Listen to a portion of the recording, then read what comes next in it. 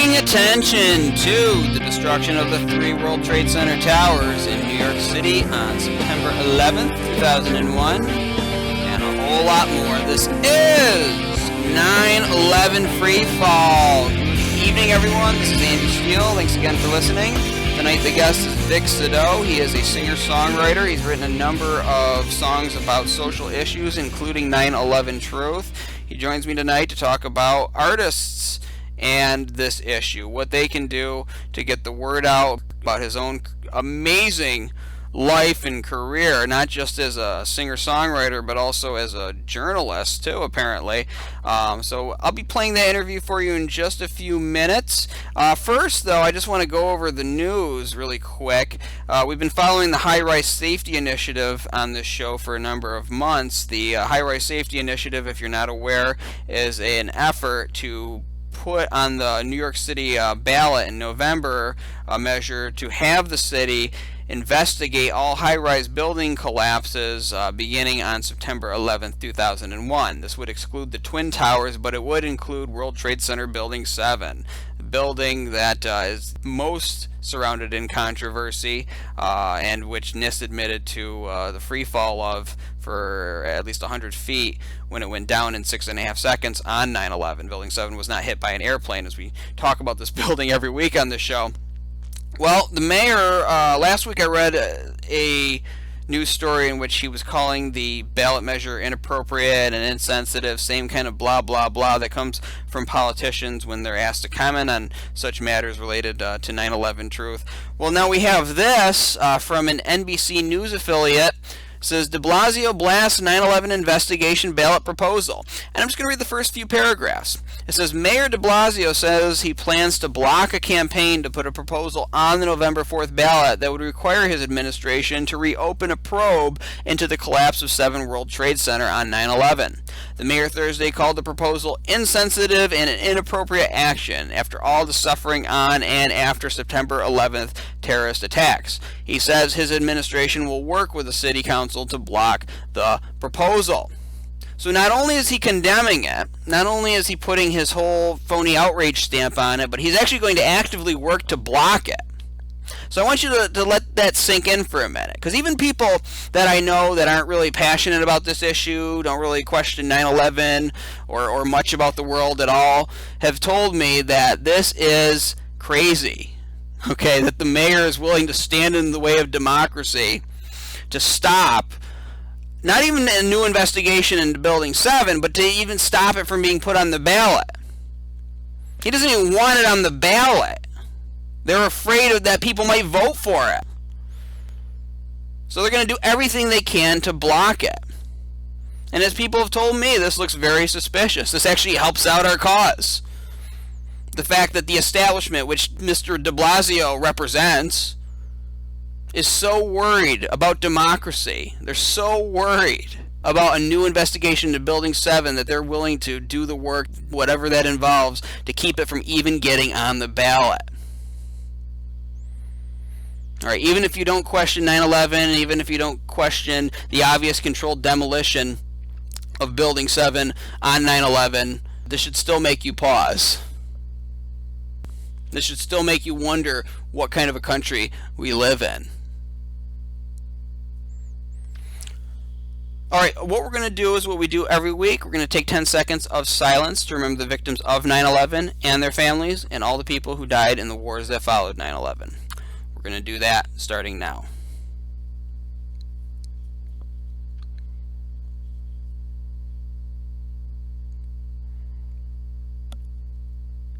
And that is 10 seconds. Well, the story in the paper about the rescue dogs at the 9/11 tragedy said the dogs weren't suffering like the humans were from digging in the dangerous debris. Asbestos in the air, toxic powder everywhere, all around the WTC. And though the EPA said it was all okay, it was later proved not to be. There was trouble in the rubble of the WTC. There was danger that we could not see. Asbestos in the air, toxic powder everywhere, and a strange white hot debris.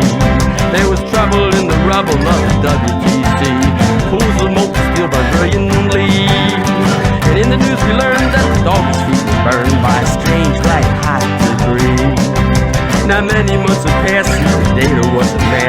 document disturbingly that many lung and brain killing ailments came, compounding the initial tragedy.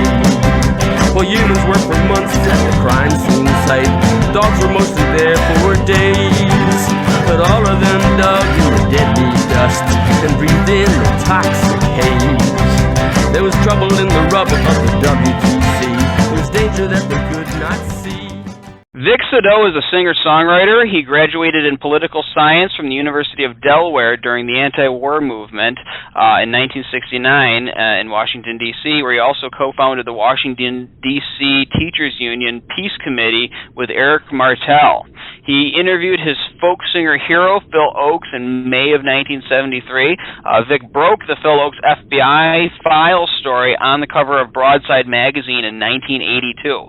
He's led two bands since 1979. He was chair of the Social Justice Committee of the Berkeley Fellowship of Unitarian Universalists. He has 3 blogs he maintains. He's performed at Cynthia McKinney's book tour stop when she was in Santa Rosa, California, and his music is featured right here on No Lies Radio. Sounds like a life really well lived. Vic, thank you so much for coming on 9/11 Freefall.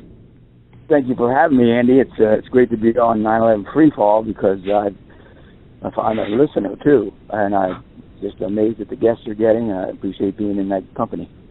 Well, it's great to have you on too, because I love how rounded out the show is getting. I mean, we have people who are experts on various fields, engineering, architecture, scientists, but we also get on folks like yourself, who obviously you have enough knowledge to understand what really happened on 9/11 with the buildings, but you're an artist. You get the truth out through your music, and I want people to know about people like you and what they can do to get the word spread. Now, I once read that discovering your passion early in life is kind of like having a key turn in a lock in your mind and in your soul. So tell us about your history a little bit more. What led you into music to begin with? Well, my two brothers and I all got guitars at the same time, and that's Rob and Joe Sadot, and we just decided we were going to try and learn them at the same time, and that was the era of the folk revival in Greenwich Village and all of that stuff. So the songs were pretty simple. You could learn to do some Bob Dylan or Folks or Tom Paxton, and you could learn right out of the pages of Broadside magazine, which Gordon Friesen and Sis Cunningham put out as I think it was a Mimeo sheet back then. It got more sophisticated later, but it was just a handout in Greenwich Village back then. But that was a big influence on us, and we started writing our own songs back then. You mentioned here, because I don't know who Phil Ochs is, and I don't really know about the Phil Ochs FBI file story that was in Broadside magazine. Can you tell us about that? Yeah, he kind of distinguished himself from the crowd. He and Malvina Reynolds had 70 songs in Broadside, and they were the kind of people, Phil and Malvina, who would go out to the rallies. I think Dylan kind of got out of that once he got commercial. So I always loved Phil for being with the movement. He was a movement singer, and a lot of people said, "Oh, you're sacrificing your career for, playing for nothing out at these rallies," and he didn't care. So that's pretty much my attitude too. When I put out my 9/11 Truth and Justice CD, I only could afford to put out 100 copies, but what I did was I made them free on Last FM. You can find them there if you look up Vic Sadot on Last FM internet radio, and you can get them for free. I mean, you can buy them at CD Baby. But anyway, I just like that tradition. So what is the Phil Ochs FBI files story? I'm not aware of this. What is that? Yeah, well, Gordon Friesen, he was getting older, and he had just had a hip operation, I think it was, and he handed me I was in New York visiting, and he handed me a stack of papers. He says, "I got an assignment for you." And I said, "What's that?" And he said, and he hands it to me. I looked like a New York City phone director. It was so big. And he said, "That's Phil Ochs' FBI file." And I said, "How did you get it?" He said, "Because when someone dies, you can file a Freedom of Information Act. You don't have to be a relative or anything to get their file." it's public. So he said, I'm not feeling too good. I want you to write it up. And they did publish what I wrote. You know, things like the first thing they had on him, the FBI kind of followed him around, and they had that, Phillips is coming to this folk coffee house, or he just joined the musicians union, He was anti-war, and perhaps the best of them, in terms of being able to write. And I met Phil in 1973. He was coming to Washington, D.C. I was living down there working in the social work in the schools. I was in the teachers union. But I volunteered for WGBT, Georgetown Broadcasting, was a student station, and they said, we need someone to interview Phil Oakes. I said, that's mine. Give that one to me. And I ended up meeting him, and he didn't have a place to stay yet, so I said, you can stay at my place. He said, what did I do to deserve all this hospitality from someone I don't know? And I said, you told the truth better than I ever heard anyone tell it.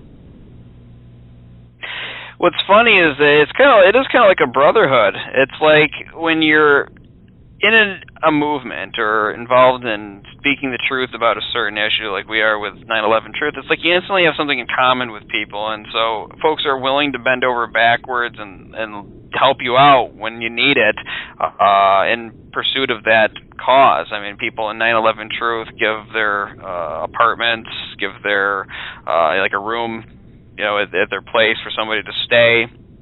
A lot of times, complete strangers. I stayed up with Les Jameson's one time in New York, and Carol Brouillet, when I first came out here, got me a place to stay for a couple of weeks till I'd get on my feet. So yeah, you're absolutely right. And it's like you're joining a fraternity of some sort. So that is a great thing about our movement, and that's kind of what people need to be doing. It's like what KRS-One talked about. He's a hip-hop artist, about how we need to all support each other and do whatever we can to provide backup for each other's actions in this movement. The first place I stayed was with Jeanette McKinley, who provided dust to Stephen Jones. She provided dust from her apartment in New York to Stephen Jones to find that thermitic material. Wow. So there you go. I mean, again, people are all interconnected, and so many people out there doing whatever they can because this issue is so important. Now, it sounds like you did have a background in this kind of awareness of what's going on in the world, of how the world really works. I still want to ask you, because we ask every person who comes on this show, how did you wake up to 9/11 Truth? How did you wake up to the evidence that there was more to the story than what we were being told, and what made you start speaking out about it? Yeah, that's an excellent question, because everybody has to go through some process, some faster than others. I didn't get it right away. I was going into the blowback. Blowback would be the CIA term for when we hit them and they hit us back. We bomb them and then they do something to us. That's blowback. But when I really looked into it, it was Thierry Masson of Voltaire Network, French writer. I can read French, and I discovered his Where's the Plane of the Pentagon, which raised suspicions. The fact that they wouldn't release, we now know 85 video cameras, and they released 5 frames after all these years. So anyway, that led me to just look into it a whole lot further. And then I went to the Truth Emergency Convergence in Washington, D.C., and that was July 21st to 23rd at American University. And I met Janice Matthews, and she gave me a book, David Ray Griffin's 9/11 Truth Commission, Omissions and Distortions. It's been one of the first books he did. But in there I found, it kind of leaped up the page at me, Norman Mineta's testimony. All that, and found that he was saying that he was in the White House bunker, the war room basically, on 9/11 at 9:20, I think he said he was there. And the official story comes out later that not till 9:58 did Cheney even arrive. So Minetta's story, and it's on C-SPAN or YouTube if anybody wants to find it. It's like a 4-minute clip. But Minetta was saying that orders had already been given. He hadn't heard them. He didn't know what they were. But a young man was coming in saying, the plane's 50 miles out, 30 miles out, sir. Do the orders still stand? Cheney whips his neck around and says, of course the orders still stand. Have you heard anything to the contrary? So I said, there's a song. And I wrote Cheney's in the bunker.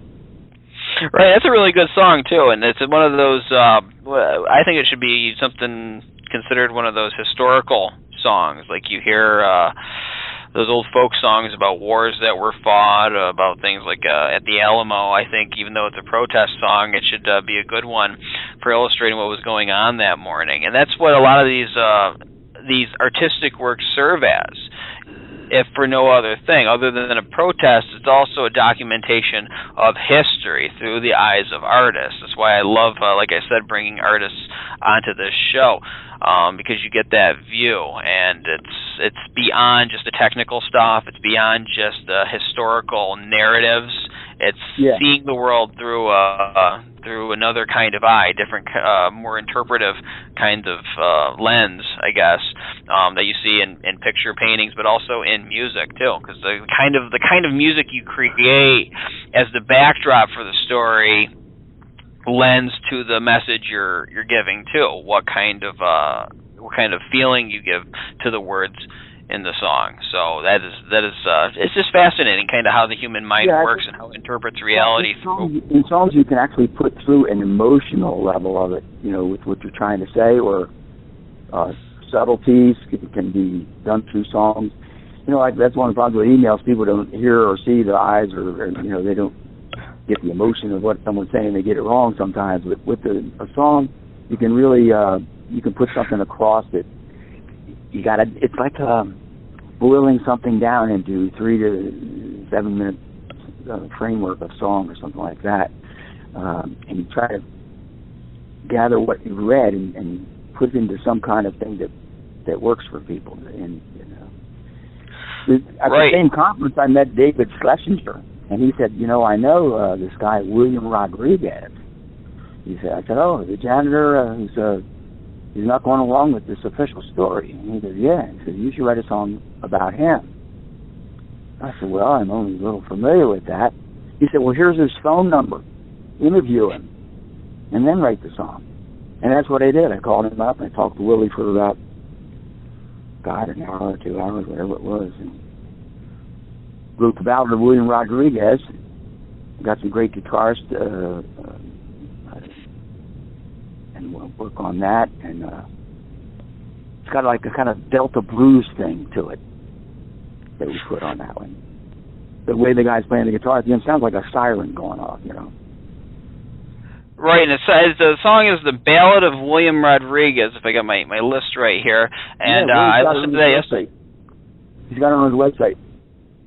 Well, there you go, and that's a name a lot of people may have never even heard of. I mean, not necessarily in 9/11 Truth. If you're in 9/11 Truth to any kind of deep level whatsoever, you've heard of William Rodriguez. But your average rank and file person may have never heard of William. He got a lot more coverage in Spanish language media. And of course, just for the audience, William Rodriguez is the janitor that saved lives because he had the key. He could open doors and let people out of the towers. He was a janitor there at the towers, and they made a hero out of him. And he had pictures taken with Bush and other people. However, he also said that there was an explosion before the plane hit, right there in the basement, and one of his coworkers had his skin blown off. We've talked about it before on this show. In case you're a first-time listener, you can go into our archives and hear that, or you can just do a Google search of William Rodriguez and learn it that way.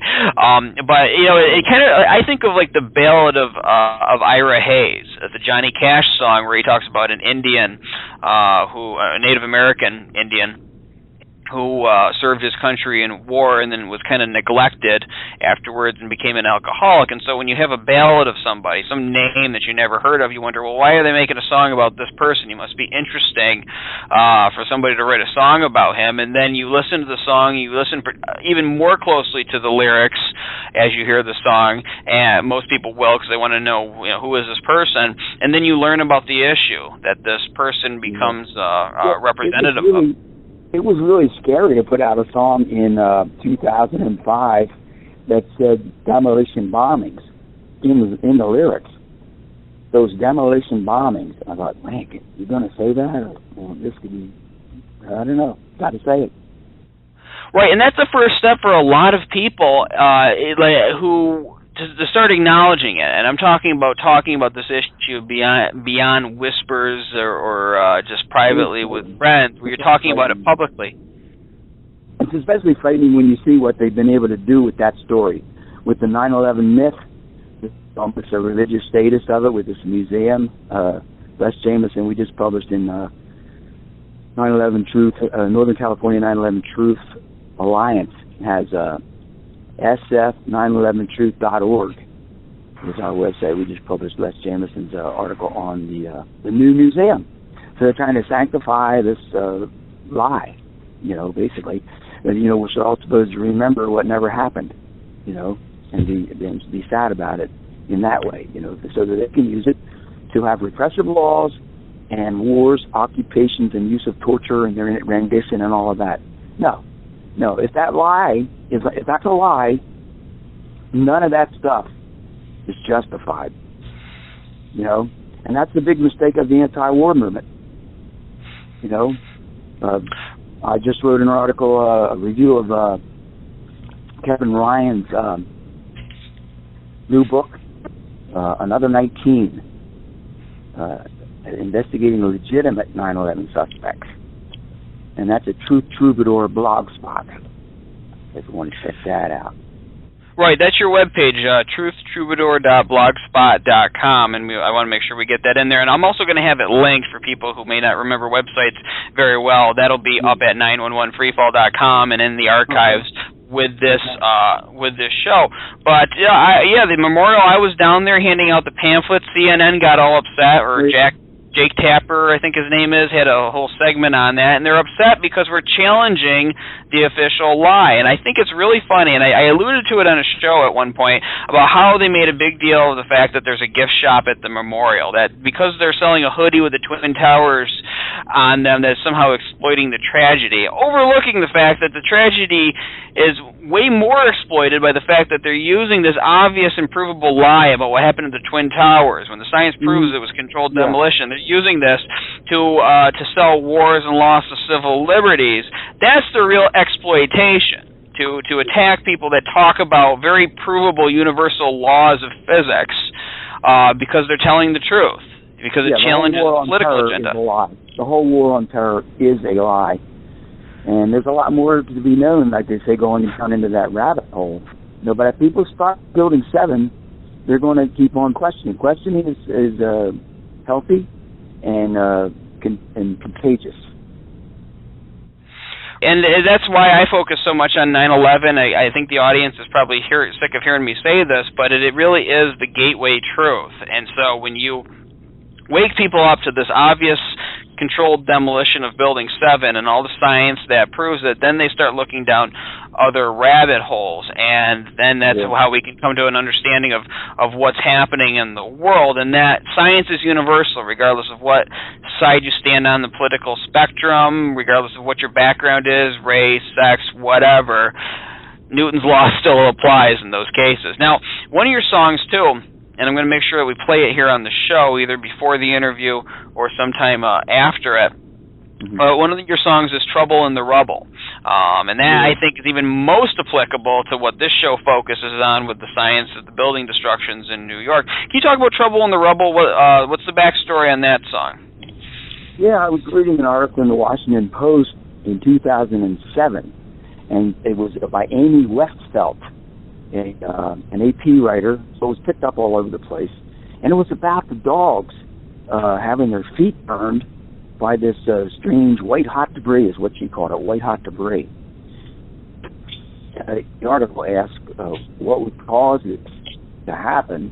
It was just a reporting of it. I don't know whether she had editors changing what she was reporting there or leaving things out. That can happen to a writer sometimes. But it was saying that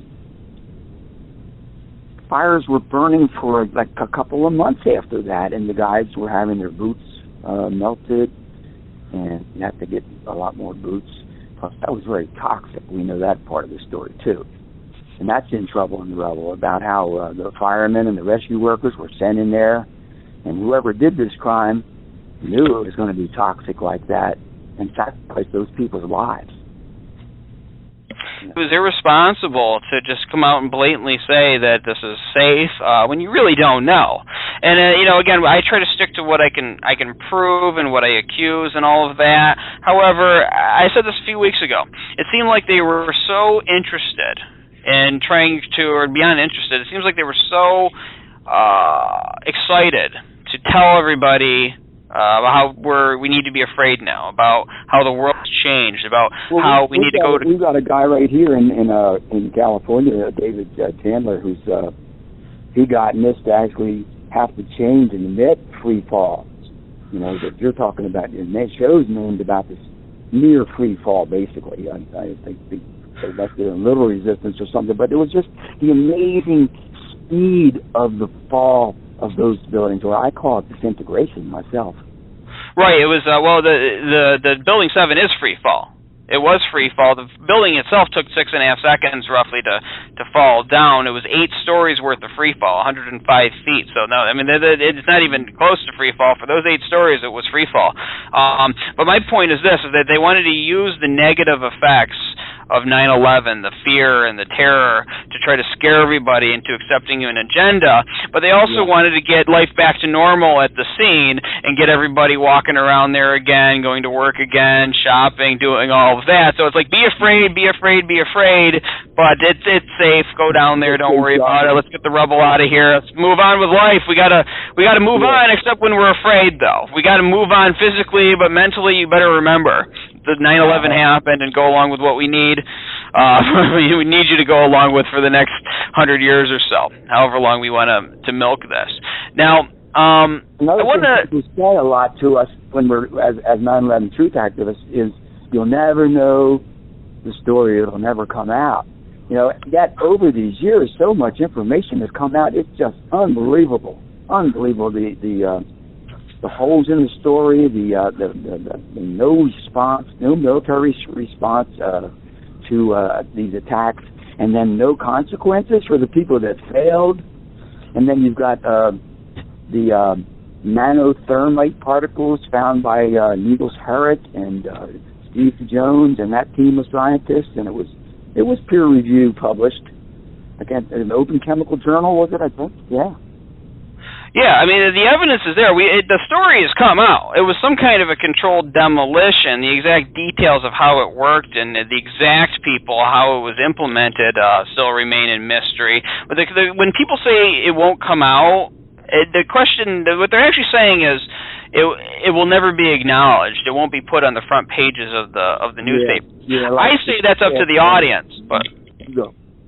No, I was going to say, that's up to the audience. That's up to the listeners. That's up to the 9/11 Truth Movement about whether or not it will be acknowledged. I think it could be. I really strongly think it could be if enough people put their will into it, and just through natural events, through things that just happen as a result of what occurs when a country goes down this path, it's dooming itself for failure. When I say itself, I don't mean the American people. I mean the people who have perpetuated this lie. They're going to be their own worst enemy in the end, because that's just how it works in history. So it is up to the audience, and so I don't want to put out a doom and gloom, but that's really what people are talking about. And when you accept that, when you accept this lie, it becomes a self-fulfilling prophecy. You basically are undermining yourself. You're destroying your own confidence. You could apply these same kind of self-help principles that people use to try to get over certain phobias or give themselves more confidence. You could apply that to a bigger stage too, with world events and with things like 9/11 Truth. If you think it's going to be a failure, then it's going to be a failure, the movement. Yeah. If you think that you're going to have success, then you will have success. It's like Rocky 5. See yourself do good, and you do good. Mickey's advice to Rocky there. So I wanted to throw that in there. I wanted to ask you, too. First off, I want you to make your comment you were going to make a minute ago. But also, what impact do you think creative outreach, like your music or painted pictures, has on those who listen to it or view it over ordinary outreach, like documentaries, leaflets, the facts laid out for people? What advantage does art have in your view?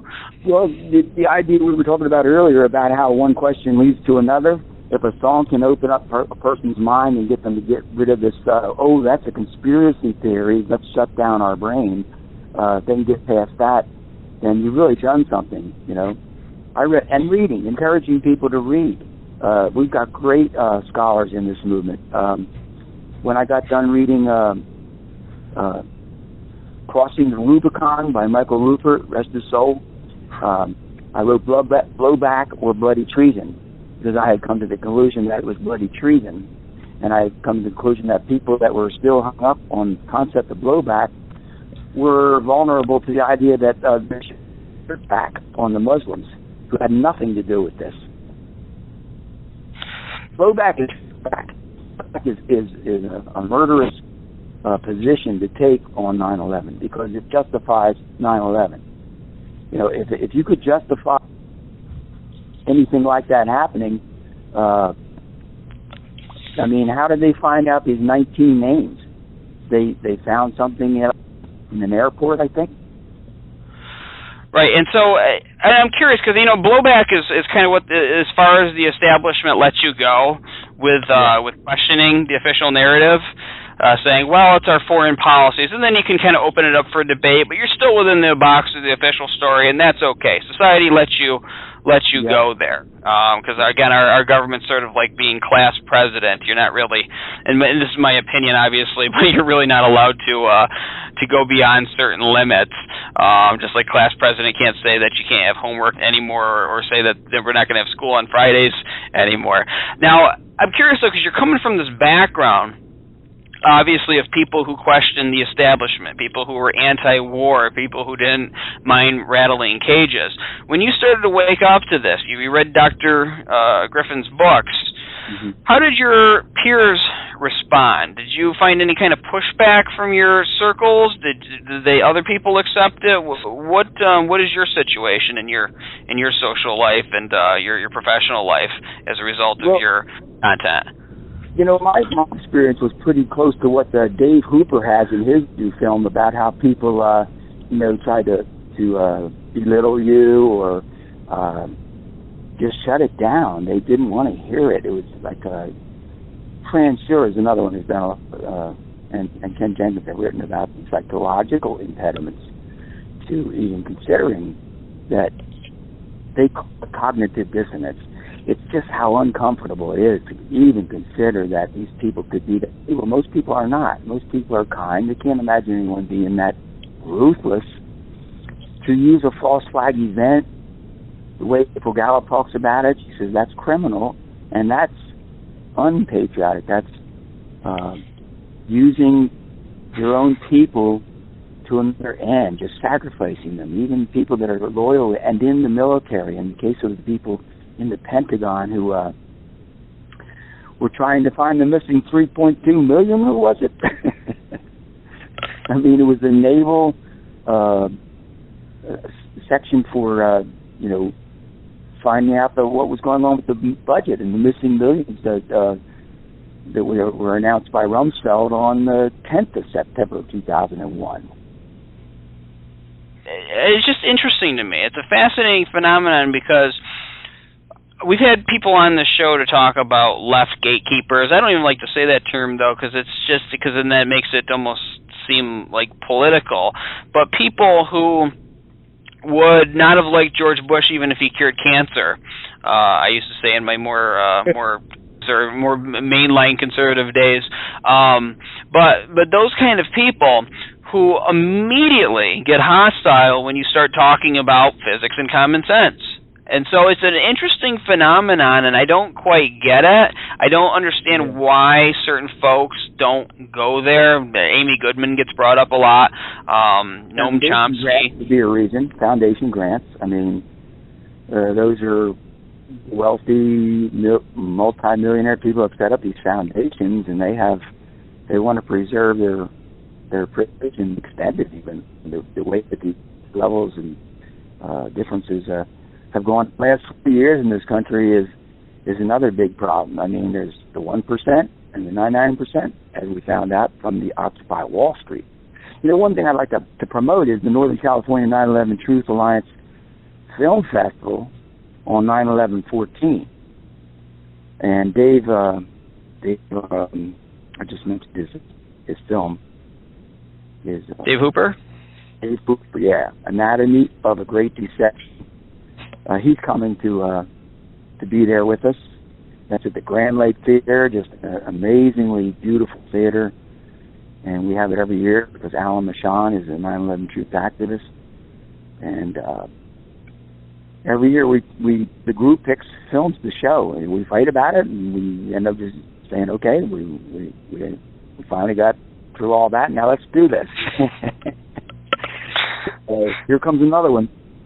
9/11/14, from 1 p.m. to 11 p.m.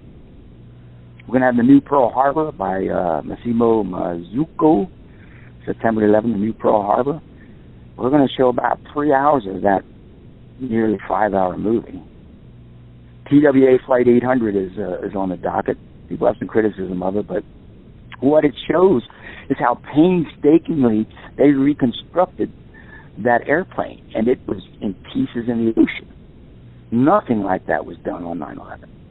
Well, you don't need to when you got computer models, and you don't even need to release the data because you'll jeopardize public safety if you do that. Come on. You got to adjust to the new kind of thinking here in this Orwellian world.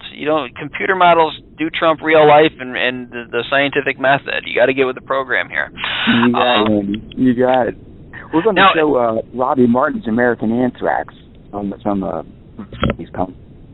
He's the first of Abby Martin, who is a big supporter of ours in the area.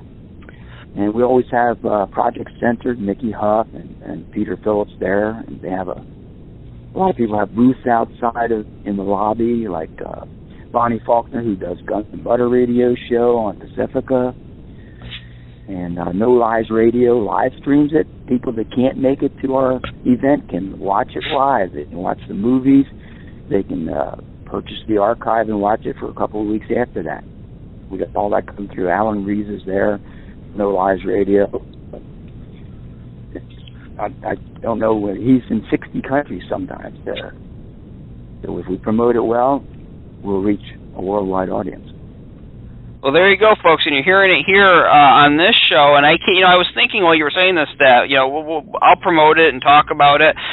That's still a long ways away, and then I realized this is July. I mean, August is next month, dude, and then September 11th is right in the beginning of September. So we are there already. Time goes faster as you get older. So that will be coming up, and I'll be talking more about that too, reminding people out there in California. But folks, again, you can copy this. You don't always have to have the big name showing up. You just have a screening of these movies right in your hometown too. It's not hard to do. You just got to have a little initiative. I want to qualify this that's a draft list that I'm reading from here. If you go to SF911Truth.org, it'll be updated, and we'll have more information up there. Our friend Camille is an amazing artist. She has this elephant sitting on the globe. So the elephant in the room, the 9/11 elephant is the elephant in the room. And it's sitting on the globe. I might be put an H in there, and I might be doing something else on the globe than sitting. Well, that's pretty fun. I don't know if I want to keep it clean. If you go to Northern California 9/11 Truth Alliance Facebook. We'll also have stuff up there. We've got a playlist called Social Justice and Poverty. Is actually the channel, and the playlist is 9/11 Truth and Justice Seekers, Facts versus Fictions. So we've got this playlist, and we've been putting these things up on our Facebook to get people to go to these other links. 37 9/11 Truth movies in our playlist.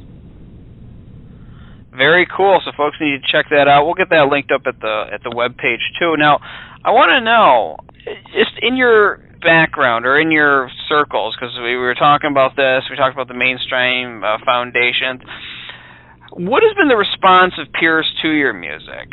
Has it touched them in the way that they say, William Rodriguez, I want to know more about it. What's the trouble in the rubble at the World Trade Center? Or have they just kind of said, oh, it's a kind of a cool song? Like, has people approached you and asked you more about the information that you relate in your songs, or do they kind of step back and just say, hey, it's a cool sounding song, and they're done with it? What have you found has been your response? I got to admit, I haven't gotten a lot of response from people except on maybe like Facebook, where I made videos. By creating visuals, and it takes me like maybe up to 30 hours to make a good music video that's 3 to 7 minutes long. I made a video for Mad Cowboy Disease, Blowback, or Bloody Treason, Trouble in the Rubble, James in the Bunker, Ballad of William Rodriguez. They all have videos to go with them. So I get more response that way.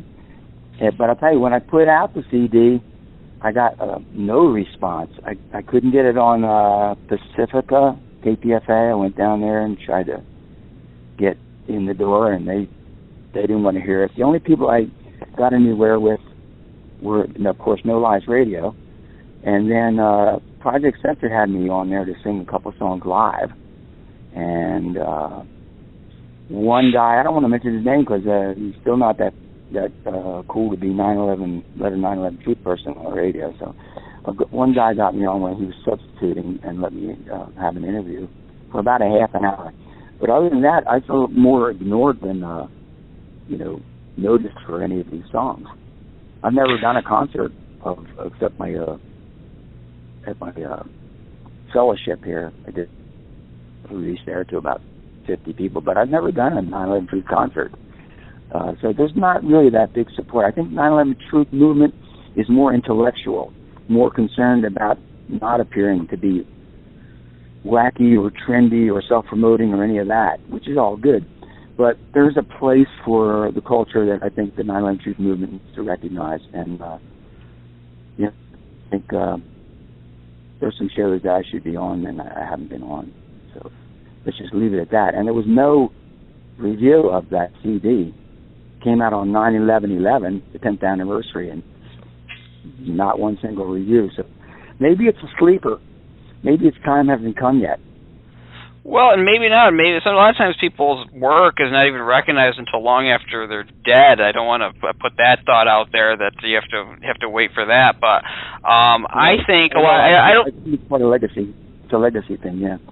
I don't think people should look at their current situation as the situation that's always going to be. You're absolutely right. There is a place for music, and if I need any further proof, just look at what the other side does. I mean, whenever you see army propaganda in movies, they have music, rock and roll music as the guys are running through the alien landscape, or I say alien landscape, that's what it looks like. Everything's done up to make it look like you're part of an action movie. But also, too, when MTV does its Rock the Vote thing, and they get some guy all dressed up, some 30-year-old guy dressed like he's a teenager, acting like it's hip and trendy to be involved, and of course they're serving an agenda in that respect too.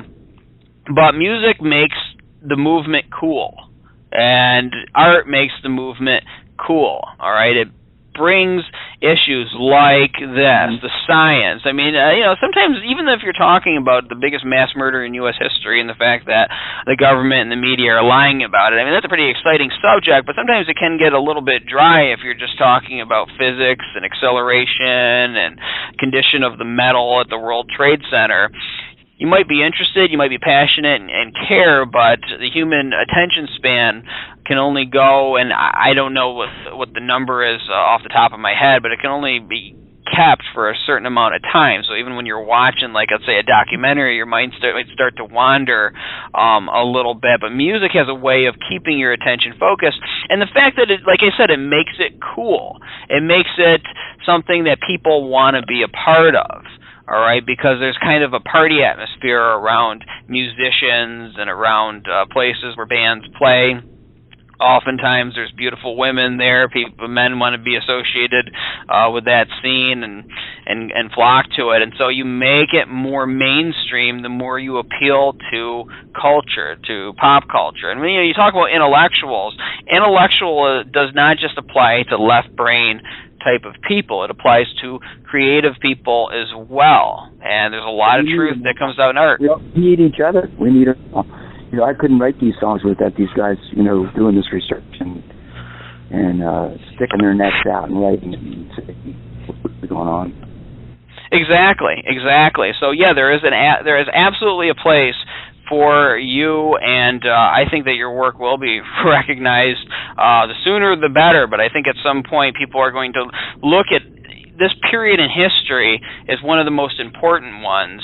And when you get like an English book, right, a lot of times they'll focus on time periods. And so in the 1700s, you're reading letters from Ben Franklin to this person. You're reading somebody's essay about conditions in Salem at this time. And then you go on and into the 1800s, you're reading the narratives of slaves. And then you start reading like poems of people that people wrote at the time. And then you start moving on. You start hearing songs from Bob Dylan in the 60s, and these are the artists talking about that time period. I think there's going to be a chapter where a lot of the truth music people are going to have their work featured. Maybe the lyrics will be written in an English book and teachers will be playing their music because it's going to reflect the spirit of this movement that had such an impact on the world, and the fact that these people were right, living in this world that was neurotic. I mean, this nation that just was so afraid of facing reality. These people spoke the truth. So I think that is going to be the ultimate outcome of a lot of this. So even if people aren't recognized during their time, they'll be recognized later. And so I want to ask you, though, get off my soapbox. The radio show made me some contacts. If somebody wants to get time putting out some more of these CDs, because I only printed 100. They're collector's items if there's only 102, by the way. Well, there you go. I would like to print some more if there would print some more. So we'll come with that, and you can go to cdbaby.com, cdvicsadot3. Anyway, you can find it on CD Baby. That's my third CD there. I had a Cajun Zydeco album called Coming Home, and I had one before that. There was just political songs called Broadside and Retrospective, sort of a best of over the years. CD Baby's where I operate out. It's pretty good to the artists. They take care of you. I have some T-shirts of my old CDs at cafepress.com/Vic Sadot. Want to check out any of that stuff. So, you got to promote yourself if you're marginal musician. But I always give it all away, too, because I don't want anybody to think I'm in this for profit. So they can go to Last.fm, look up Vic Sadot, it's a 911 CD, and you can just download them all free. People can spread the music around, too, and feature it, talk about it, use it, and just get the word out, get the message out. Now, what would you say to other people like yourself, maybe up and coming, who want to write music, be a part of the scene, but they don't want to toe the company line, but they're worried about being like the Dixie Chicks if they ever made it big. And then the Dixie Chicks, of course, spoke out against the Iraq War, and they had to deal with a lot of crap as a result of doing that. It makes you wonder what happens to a quote-unquote mainstream artist if they start speaking about 9/11 truth. But what would you have to say to them? What kind of advice, just in terms of trying to pursue a musical career and telling the truth? Be prepared to be called crazy, an a-hole, a conspiracy theorist, a nut job, fruitcake, and be prepared to do it all on your own. DIY, do it yourself, and make videos too. Spend a lot of time gathering all the photos, and then place those videos right where the lyrics need them, and hit that save button, and load it up on YouTube, and make friends, and try to get some gigs. Right, and that's the important thing. I think a lot of this is psychological. In terms of fighting this system, is getting over the psychological tricks that they use on the public. And one of them is that you need to conform in order to be famous, in order to get the money, and maybe you do to a certain extent, but thinking that stuff is important, that's the reason that you do it. And I know that a lot of people, and maybe they get diverted and they start chasing the money as the main goal after they break in, but when people pursue things like writing or art or music, and they wake up when they're a kid and they say, this is what I want to do, they're not doing it before the money, they're not doing it for the recognition, they're doing it because they like to make music. Someone who draws comics does it because he liked comic books when he was a kid and he drew it. So that's the important thing. You know what musicians always say? They always say, don't give up your day job. Right, and your day job doesn't define you. That's another thing I always try to tell people. You don't think of Superman being a reporter. You don't think of Thomas Jefferson as being an architect or whatever. I forgot what he was. George Washington was a landscaper. You think about what they did, what they contributed. Better example than Thomas Jefferson, because people could say he was president. Better example would be Ben Franklin. You don't think of him as being a printer as his main thing. You think of him being this inventor, this guy who contributed so much to the creation of this country. That's the first thing you think of. All right, so your job doesn't define you. Your job is just the way you make money. What your passion is, that's what really defines you, and what you do with that passion. Do you just use it to sell propaganda and trick a bunch of young guys into going into war? So your song can be played in the theater. They have, I haven't tried this yet. They have these crowdfunding sites, and I noticed a lot of musician friends of mine from Delaware have used that, and other people, not just Delaware. That's where I'm from. But Kickstarter and Indiegogo and any number of them have gotten their stuff out. I'm thinking of doing that because I've got another whole CD ready to come out. A song about Bradley Manning, now Chelsea Manning, and I did do the gender change on my song, and I got a song about 2004, the kidnapping coup. So you get, I think it's more important to have the people that you care about and that have inspired you, more about what you're doing. I have a great testimonial from William Pepper. I wrote An Act of State, the Execution of Martin Luther King, basically to promote his book with that title, and I named my song the same thing. I got that, and so much for the effort you and others are making in the common struggle to air the truth about how this republic and each one of us lost Martin. Thank you for taking the time to put some important history into a ballad. This, of course, is the role of the ballad, without whom much of history would be lost, especially in our time with the consolidation of control of the mainstream media. I am grateful, Bill Pepper. Because, see, I love getting stuff like that. Cynthia McKinney's also been a big supporter for me. She says, not only have I found in Vic a new friend who understands my passion for work, I found someone who knows how to artistically communicate the critical issues of our day. So that's someone I really admire, and I signed for her when she was out here recently, as you mentioned. And there is a video of that too up online on YouTube of me and Eric Golick, who's been in the studio with me, really doing great violin and ukulele, just him and me do these songs, and that's what I want to get out now. So I am probably going to do a fundraiser for that. The newest 9/11 Truth song that I have is a Phil Oakes update of his 1966 classic called "Love Me, I'm a Liberal," and that has 9/11 themes in it. That's pretty funny too. Well, we need another one. We need another one called "Love Me, I'm a Truther." Yeah, well, you know what? That would be against truthers as posers. You know, I don't like the term truther too much myself, because I know how I read Memory Hole by James Tracy, where he exposed that CIA memo that came out to try and discredit people that were questioning the Warren Commission on the murder of JFK. Right. And they have a whole plan there on how to neutralize people by calling them conspiracy theorists. That it works so well. They're still using it. It works well.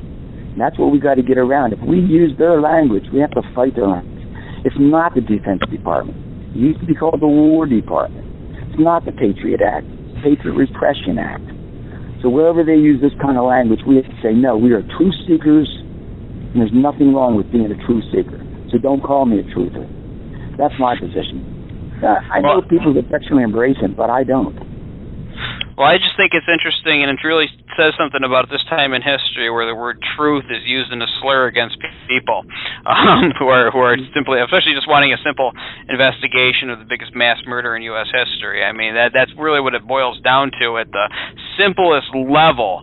I really think that the people in the future are going to look back at folks like you and really just marvel at what you did and what other people at 9/11 Truth, people in other 9/11 Truth groups have done to get this word out. And so I commend you for what you're doing and what you will contribute in your long life as you go my into birthday, the future. I'm 67. I know. I was going to say happy birthday. That was my lead-in for it. So happy birthday, 67. That is amazing. Thank you, Andy. So hopefully by the time I'm 67, this will all be long behind us. I'll be listening to this broadcast and saying, I remember when I was doing this. And this was all in the past. Everybody knows about it now. Building 7 was post 9/11. It'll be post-truth revolution. It'll be post 9/11 Truth world, a post 9/11 world. Yo, that's a hopeful world. That is a hopeful world. Oh, what a day that's going to be. I have a song called "Oh, What a Day," which talks about breaking away from the two-party oligarchy system. That's another story. In some of the videos where it's not particularly about 9/11, like "Are You a Citizen?" is more about that obligation and the fact that we have won civil rights. We won the American Revolution was a step forward in many ways. With having a Bill of Rights and things like that, we won a lot of things in time by struggling, and that's the lesson in there. And I use the 9/11 theme in it to show that we're part of that struggle. We're part of the best in history. Exactly. Well, Vic Sadot, thank you so much for coming on 9/11 Freefall. Thanks for having me, Andy. And just remember, we can accomplish together what we could never do alone, and the truth will set us free. This show is on every Thursday night on No Lies Radio at 10 o'clock Eastern, 7 o'clock Pacific. And remember, you can also download MP3s of this show from the Internet Archive, which is linked at the top of 911freefall.com.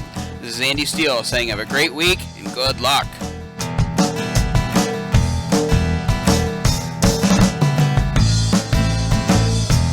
Well, the day was 9/11 in the year 2001. That's the day the war on terror was officially begun. When 2 planes took down 3 buildings in a scene of shock and awe. Before they hauled away the rubble, it was a crime scene for the law. Who had the means, who had the motive, who could do this crime? crime and live, who has the opportunity, who benefits to what degree. We need a great detective's logic, forensic facts and laws of physics, not these